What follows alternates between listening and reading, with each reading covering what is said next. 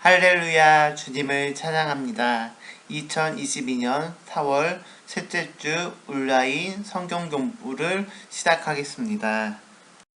오늘 하나님께 같이 부르실 찬양은 찬송가 230장 우리의 참되신 구주시니입니다. 오늘 우리에게 주시는 하나님의 말씀은 고린도전서 11장 23절에서 26절 말씀입니다.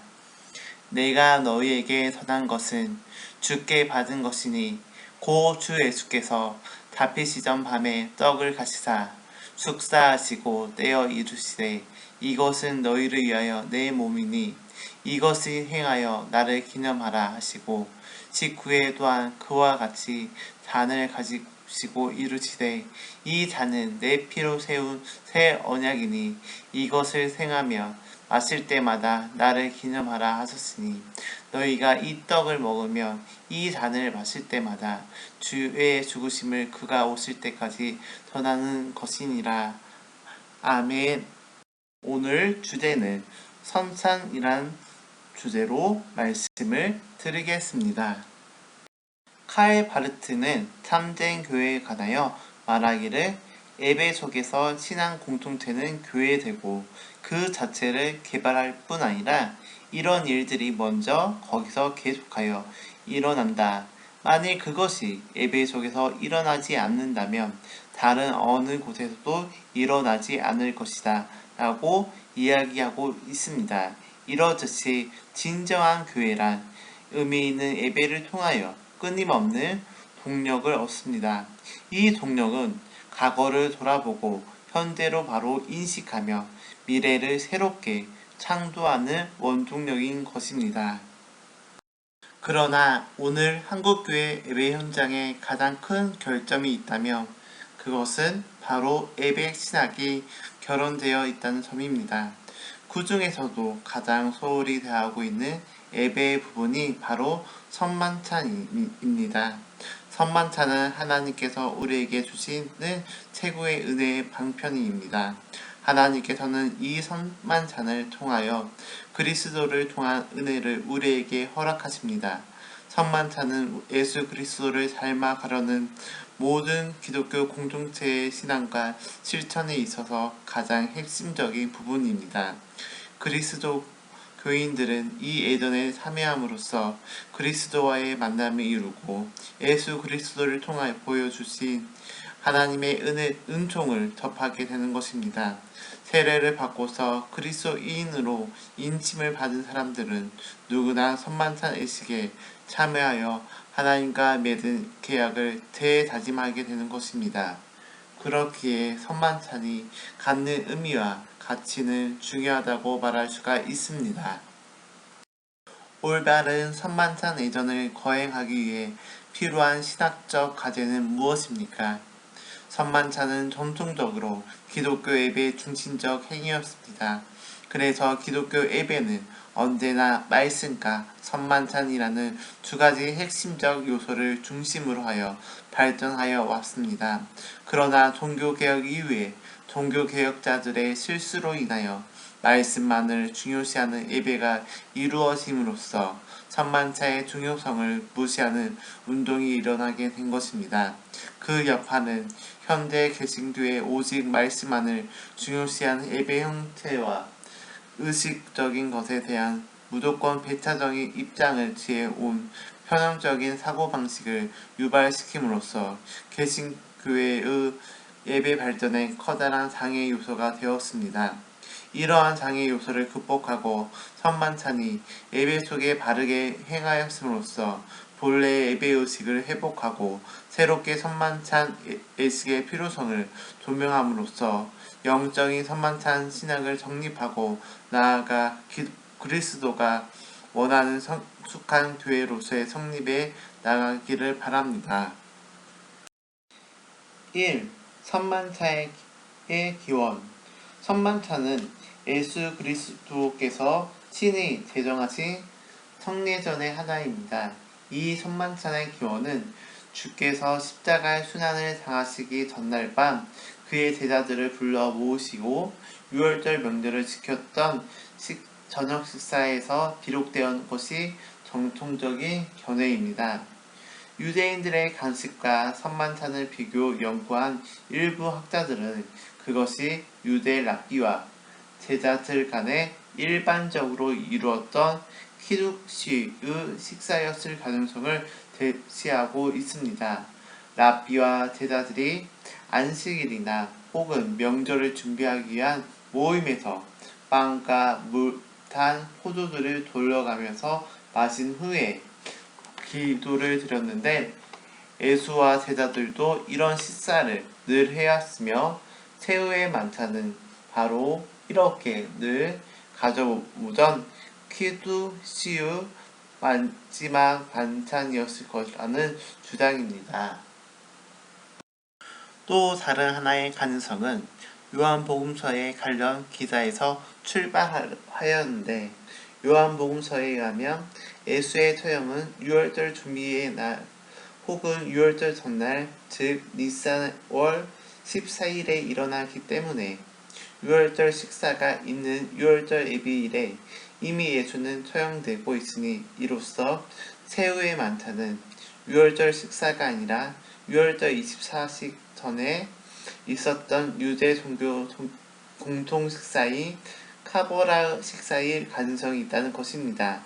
이러한 견해들에 대하여 지금으로서는 어느 하나 확정할 수 있는 단계가 아니지만 그러나 비록 그것이 유월절 식사가 아니었다 할지라도 최소한 확실한 것은 예수 그리스도와 제자들의 마음속에는 유월절에 대한 생각이 있었다는 점입니다.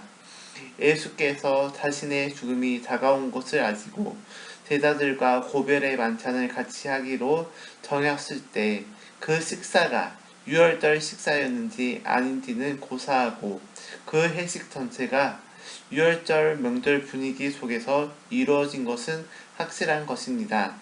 그 식사가 무슨 식사였냐는 점이 중요한 문제의 초점이 아니며 또한 우리는 예수가 말씀하신 정확한 말씀들을 결정할 수는 없겠지만 중요한 것은 주님께서 어떤 형태의 식탁을 이용했던 지간에 분명히 새로운 성례전으로서 선반찬을 제정하셨다는 사실이며 그 식탁에서 단순한 식사를 나눈 것이 아니라 하나의 성례전으로 특별하게 격식을 갖추었다는 사실입니다.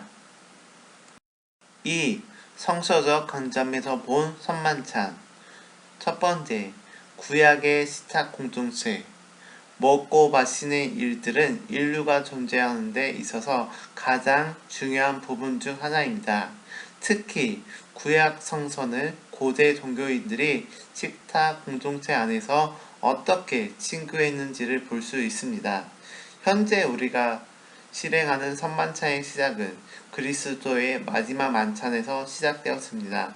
그러나 그 유래를 살펴보면 구약의 유월절 식사에서 그 뿌리를 찾을 수가 있습니다. 유월절 식사는 이스라엘의 출애굽 전날 밤 나눈 식사입니다. 이 식사는 하나님의 자유의 땅으로 가기 위한 공통체적인 식사였습니다.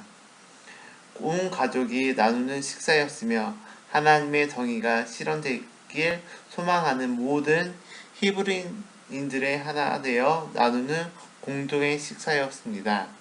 유월절 식사는 보통의 식사와는 다릅니다. 그것은 지금까지 있었던 불평등의 식탁에 대한 종교를 선언하는 식사입니다.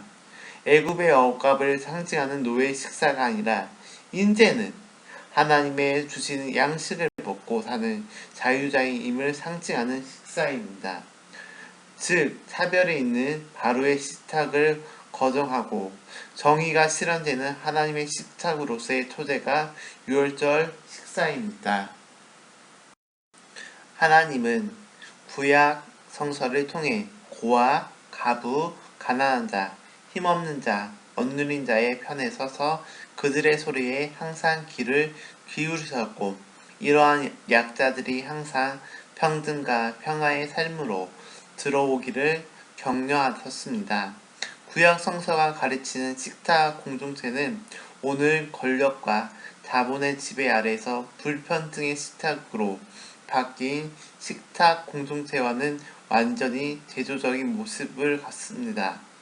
구약에 흐르는 하나님의 정의는 모든 사람이 보편적으로 먹을 수 있는 것을 어떤 경제적 힘의 논리나 정치적 힘의 논리로 강제로 빼앗아 힘없는 자들을 자신의 권력 아래 놓으려는 불평등하고 불합리한 세상 권력에 맞선 전 인류가 하나님의 나라의 잔치에서 평등하게 먹고 나누며 하나 되는 생명의 공동체를 이루는 것을 의미합니다.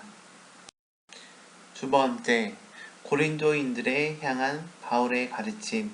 우리에게 알려진 천만산에 관한 교회 안의 최초의 가르침은 바울이 세운 고린도 교회에 보낸 편지에 나타나고 있습니다. 처음 새 복음서에 보면 예수께서 제자들과 함께 나눈 식사에 대해 말하고 있게 하지만 후에 나타난 형태를 처음부터 갖추고 있는 것은 아니었음을 역사는 알려주고 있습니다. 바울이 쓴 고린도전서는 부활 후 약 4반세기가 지난 후에 쓰여졌습니다. 그리고 그중 11장은 그것을 담고 있는 천만산에 관한 내용과 그곳이 잘못되고 있는 모습들을 살펴보는 데 중요합니다. 바울의 핵심적인 주장은 고린도전서 11장에 잘 나타나고 있습니다. 내가 너희에게 전한 것은 주께 받은 것이니 곧 주께서 잡히시던 밤에 떡을 가시다 축사하시고 떼어 가라사대 이것은 너희를 위하는 내 몸이니 이것을 행하여 나를 기념하라 하시고 직후에 또한 이와 같이 잔을 가지고 가라사대 이 잔은 내 피로 세운 새 언약이니 이것을 행하여 마실 때마다 나를 기념하라 하였으니 너희가 이 떡을 먹으며 이 잔을 마실 때마다 주의 죽으심을 오실 때까지 전하는 것이니라. 여기서 주목해야 할 단어는 그리스어의 아나네시스라는 용어입니다. 25절에 나오는 단어에 대한 대부분의 번역들은 기념입니다. 여기서 우리가 흔히 사용하는 기념하다 말의 뜻과 유대 정통에서 자란 바울이 그것을 사용하면서 의도한 것의 차이를 고려해야만 합니다. 20세기의 그리스도인들에게 기념이라는 것은 정신적 대살림과 관련된 고독한 경험입니다. 그러나 고대의 유대인들과 초대 기독교인들에게는 기념이란 의식을 반복하면서 어떤 기념될 사건이 다시금 새롭게 경험되는 실체적인 행위였습니다. 기억하다는 것은 무엇을 대해 생각하는 것이 아닌 무엇인가를 행하는 것이었습니다. 기독교인들은 보편적으로 이것을 행하라는 명령을 지켜왔습니다. 이 행위는 대해 워번은 신약의 기록은 7행위의 구도를 보여준다고 했습니다. 예수께서 떡을 취하시고 그것에 대하여 감사를 드린 다음 그것을 떼시고 그것을 몇 마디의 말씀과 더불어 나누어 주셨다. 그리고 나서는 그는 잔을 가지시고 축사하신 다음 몇 마디의 말씀과 더불어 그것을 제자들에게 건네 주셨다. 바울은 천만찬이 집례됨에 있어서 그 본질을 왜곡하고 변질시키는 고린도 교인들에게 경고를 하기도 합니다. 고린도 전서에서 보면 식사와 주의 만찬 사이의 관계를 볼 수 있는데 고린도 교인들이 참으로 그 거룩한 기념을 커다란 잔치와 관련시켰음은 의심할 여지가 없습니다. 그렇지만 고린도 교인들이 참여하는 공동 식사의 잔치로서의 성격은 차차 부활 기념으로서도 미칠 수 있는 폐허를 바울은 다음과 같이 표현하고 있음을 알 수가 있습니다. 그런즉 너희가 함께 모여서 주의 만찬을 먹을 수 있으니 이는 먹을 때에 각각 자기의 만찬을 먼저 갖다 먹으므로 어떤 이는 시장하고 어떤 이는 치암이라. 너희가 먹고 마실 집이 없느냐? 너희가 하나님의 교회를 업신여기고 빈궁한 자들을 부끄럽게 하느냐? 내가 너희에게 무슨 말을 하랴? 너희를 칭찬하랴? 이것으로 칭찬하지 아니하노라. 고린도 교회의 공동 식사가 잔치의 성경을 지나치게 강조하기에 공동 식사의 기쁨을 지나치게 남용하여 너무 취하여서 정상적인 상태로 주의 만찬에 참여하지 못하는 경우가 많았습니다. 그래서 바울은 고린도 교인들에게 마지막 만찬과 예수의 말씀 속에서 죽음이 강조되었을 것을 상기시킴으로써 그리스도의 죽음이란 요소를 부각시켰습니다. 이렇게 주의 만찬을 그리스도의 죽음에 대한 기억으로서 강조하고 집에서 먹도록 한 것은 그 뒤로 주의 만찬과 공동 식사를 분리시키는 한 사례가 되었습니다.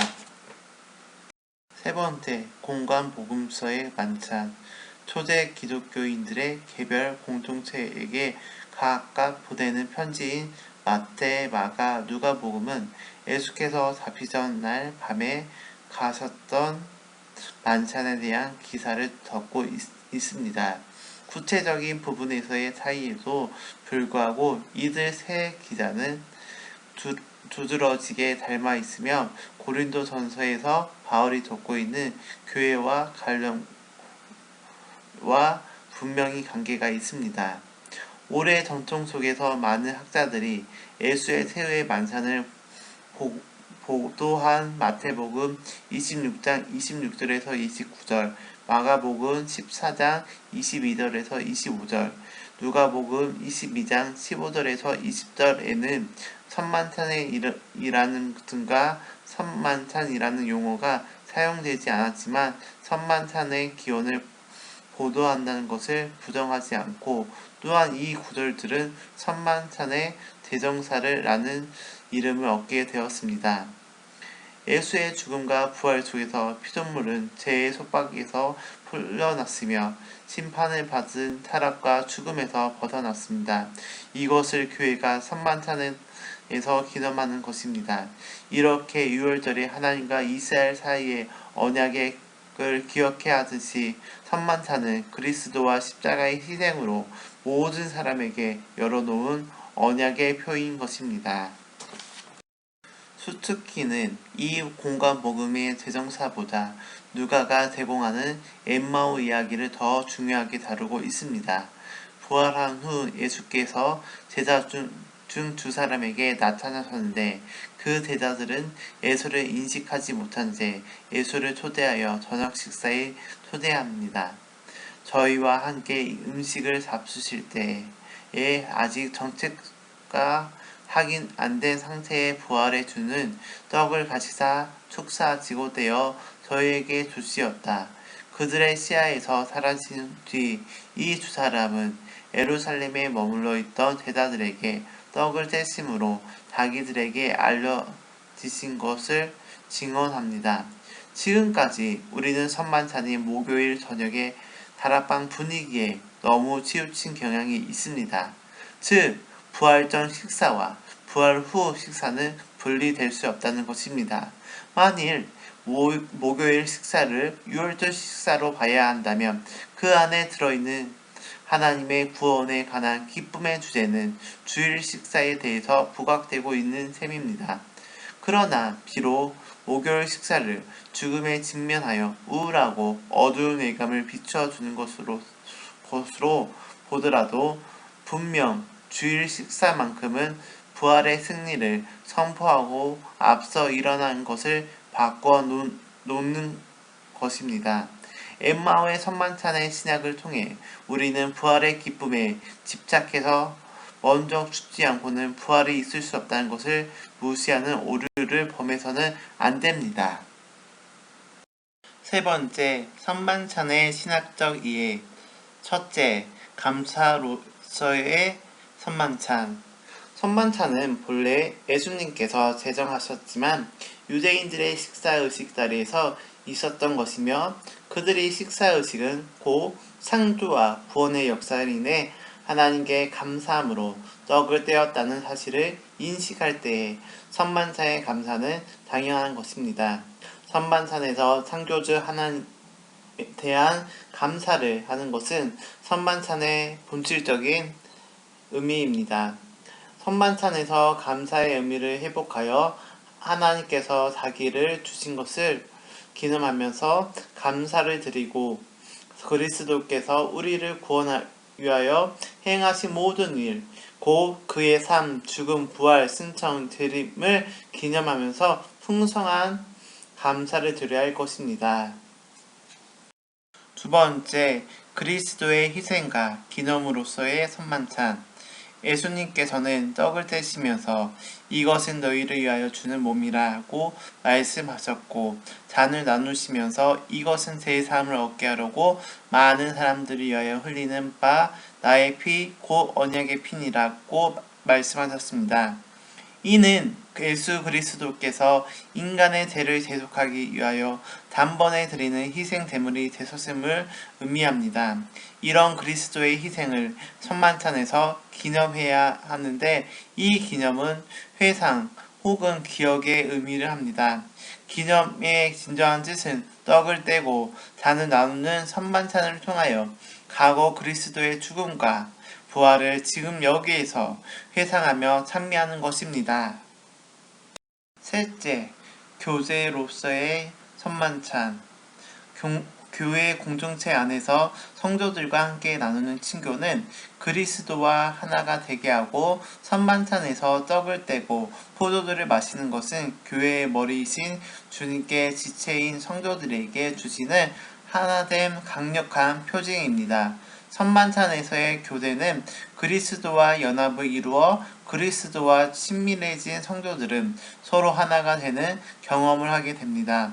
더 나아가 세상을 섬기는 일에 교회 공동체가 그리스도의 몸을 온전히 이루어 하나가 된다면 교제의 열매를 풍성하게 맺을 수가 있을 것입니다.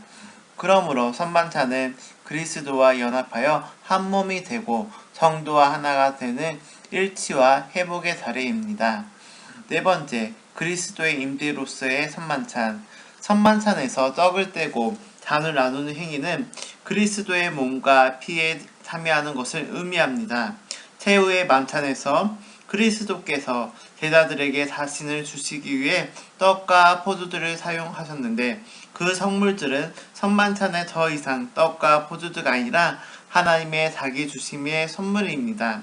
그러므로 선만찬에 참여하는 자가 믿음으로 선만찬에 참여하며 이 떡과 포도주는 그에게 주시는 주님의 최고의 방식이 됩니다. 그러므로 떡과 포도주는 그리스도의 임재 자체인 것입니다. 그러므로 성만찬에 참여한 자들은 떡과 포도주를 먹고 마심으로써 그 현장에 현존하는 예수 그리스도를 새롭게 경험해야 할 것입니다. 다섯째, 성령의 사역으로서의 선만찬. 선만찬에 성육신하시고 고난을 받으시고 부활하셔서 세상 중에 계시며 의로 통치하시는 그리스도를 기념하게 하는 성령의 능력은 떡과 포도주가 그리스도의 몸과 피가 되게 하십니다. 칼빈은 성령의 사역을 선만찬 신학 가장 중심이 되는 요소로 삼았는데, 왜냐하면 선만찬을 살아있는 표징으로 묘사하는 것은 성령의 능력으로 가능하기 때문이라고 보았습니다. 성령의 사역은 선만찬에서 성령 임재 기도 순간에만 역사하는 것이 아니라 교회 공동체 안에 모든 예전 안에 성만찬 전체 속에 역사하심을 통해 그리스도께서 함께 하십니다. 선만찬에서 성령의 사역하심을 통해 성도들은 하나님의 자기 주심을 새롭게 경험할 수 있게 됩니다. 선만찬에서 성령이 역사하셔서 선만찬에 참여하는 자들은 성화를 시키고 떡과 포도주를 성별시켜 주고 모든 순서마다 개입하셔서 다양하고 깊고 풍성한 선만찬을 경험하도록 도우십니다. 여섯 번째, 최종적 성취로서의 선만찬. 성만찬은 마지막 때에 있을 그리스도의 재림을 지향합니다. 그러므로 성만찬에 참여한 자는 장차 하나님 나라에서 그리스도와 함께 천국 잔치에 먹게 될 때임을 모든 것의 마지막 왕석을 미리 맛볼 수 있는 것입니다. 그래서 성만찬은 최종의 선취로서의 기쁨의 잔치입니다. 따라서 성만찬이 종말론적인 의미를 통해 기쁨으로 받아들여질 수 있을 때 우리가 대망하고 있는 하나님 나라의 잔치의 기쁨을 성만찬 속에서 풍성하게 경험할 수 있는 것입니다. 결론. 성만찬은 예수께서 우리에게 주신 크신 선물이고 또한 막중한 의무입니다. 왜냐하면 먼저 예수께서 자신의 죽음으로 인해 세상의 구원을 이루시는 희생 제물이 되셨기 때문입니다. 이러한 주님의 사랑은 어떤 무엇과도 바꿀 수 없는 귀중한 선물인 것입니다. 그렇지만 성만찬이 선물로서 그쳐서는 안 됩니다. 예수께서는 이 떡은 내 몸이니 받아 먹어라. 이 잔은 너희를 위해 흘리는 나의 피니 받아 마셔라. 고 말씀하신 의도가 있다는 것입니다.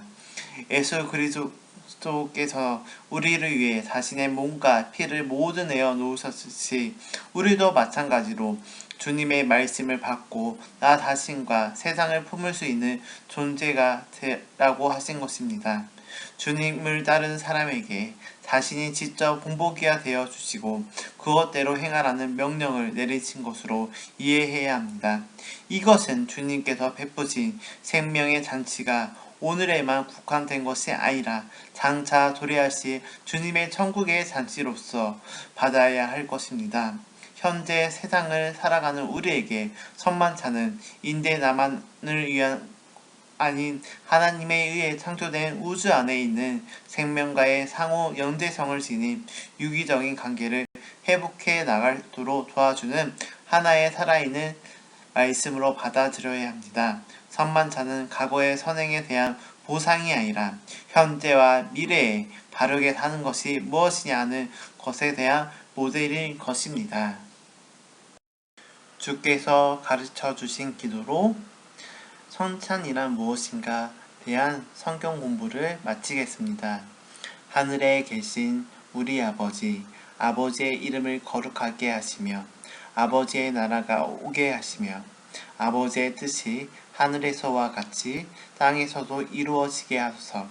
오늘 우리에게 일용할 양식을 주시고 우리가 우리에게 잘못한 사람을 용서하여 준 같이 우리 죄를 용서하여 주시고 우리를 시험에 빠지지 않게 하시고 악에서 구하소서. 나라와 권능과 영광이 영원히 아버지의 것입니다. 아멘.